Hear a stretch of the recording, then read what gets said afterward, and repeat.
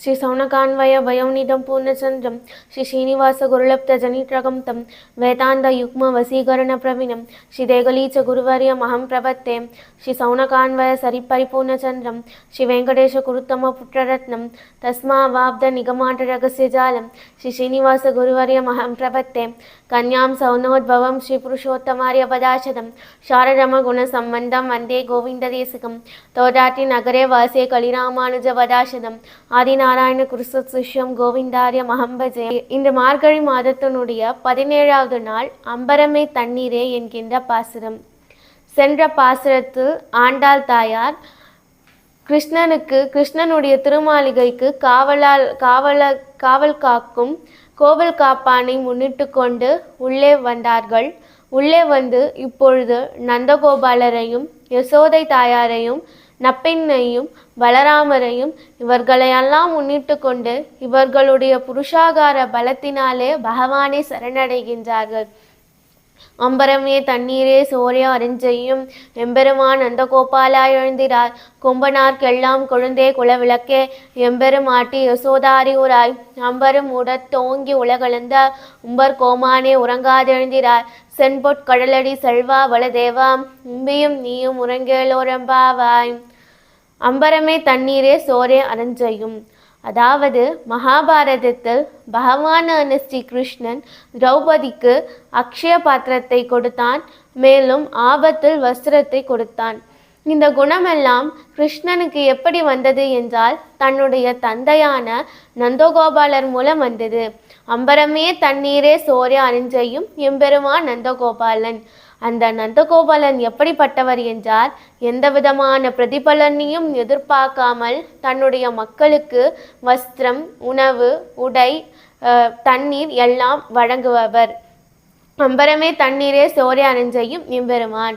அதனால் இந்த ஆயர்பாடி பெண்கள் எல்லாம் வந்து கேட்கின்றார்கள், எங்களுக்கு உண்ணும் சோறும் பருகும் நீரும் தின்னும் வெற்றிலை எல்லாம் கண்ணன், அதனால் எங்களுக்கு கிருஷ்ணனையே தாளமாக அளித்து விடுங்கள் என்று நந்தகோபாலரிடம் கேட்கின்றார்கள். அம்பரமே தண்ணீரே சோரே அருஞ்செய்யும் எம்பெருமான் நந்தகோபால எழுந்திராய். தன்னுடைய மக்களுக்கு இப்படிப்பட்ட வஸ்துக்களை தானம் செய்யும் நந்தகோபாலரே எழுந்திருங்கள் என்று கூறுகின்றார். கொம்பனார்க்கெல்லாம் கொழுந்தே குலவிளக்கே எம்பெருமாட்டி யசோதா அறியோராய். அதாவது யாதவ குல மக்களுக்கு எல்லாம் குலவிளக்காக இருக்கும் யசோதை தாயாரே, நீங்களாவது அறிவுறுத்தக்கூடாதா? இந்த நந்தகோபாலன் எப்படிப்பட்டவர் என்றால் கிருஷ்ணன் என்கின்ற ரத்தினத்தை இந்த வைஷ்ணவ சம்பிரதாயத்துக்கு கொடுத்தவன். மேலும் இப்படிப்பட்டவன் இன்னும் உறங்கி கொண்டு இருக்கலாமா? தன்னுடைய மக்களுக்கு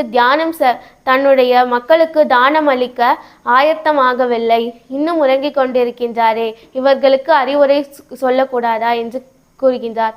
கொம்பனார்க்கெல்லாம் கொழுந்தே குலவிளக்கே எம்பெருமாட்டி யசோதா அறிவுரை. யசோதை தாயாரே அறிவுரை கூறுங்கள். மேலும் இந்த யசோதை தாயார் எப்படிப்பட்டவர் என்றால் ஏராந்த கண்ணி யசோதை. அதாவது கிருஷ்ணனை தன்னுடைய கண்ணாலே ரட்சித்து கொண்டிருப்பாளாம். அதனால் அவர் உறங்கவில்லை. ஏனென்றால் கிருஷ்ணனுக்கு ஏதாவது தீங்கு வந்து விடுமோ என்று கண்ணனையே ரட்சித்து கொண்டிருந்ததால் கண்ணனுடைய அழகெல்லாம் தன்னுடைய கண்ணை ஏற்றி கொண்டவள். அதனால்தான் ஏராந்த கண்ணி என்ற திருநாமம் யசோதை தாயாருக்கு. ஏராந்த கண்ணி கொம்பனார்க்கெல்லாம் கொழுந்தே குலவிளக்கே எம்பெருமாட்டி யசோதா அறிவுரார்.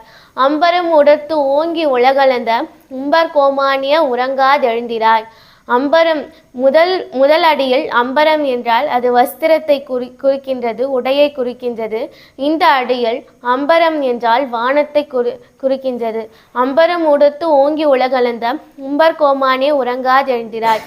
அதாவது தேவர்களுக்காக இந்த வானத்தையே அளந்தாய் அல்லவா, அந்த விதமான இப்படிப்பட்ட செயல்கள் எல்லாம் நாங்கள் உன்னை செய்ய சொல்ல மாட்டோம்.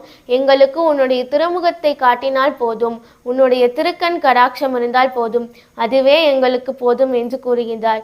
அம்பரும் உடத்து ஓங்கி உலகளந்த உம்பர் கோமானிய உறங்காதெழுந்திரார். அப்படிப்பட்டவனே உறங்காதே, எழுந்து வா என்று கூறுகின்றார். அப்பொழுது கிருஷ்ணன் தன்னுடைய கண் குறிப்பால் காட்டுகின்றார், எனக்கு மூத்தவன் பலராமன் இருக்கின்றான், முதலில் அவனை முன்னிட்டு கொண்டு பிறகு என்னை வந்து அடையுங்கள் என்று கூறுகின்றார். அதனால் ஆண்டாள் தாயார் சென்பொற்கடலடி செல்வா பலதேவா உம்பியும் நீயும் உறங்கேலோ ரெம்பாவாய், பொன்மையான பாதத்தையுடைய பலராமனே என்று கூறுகின்றார்.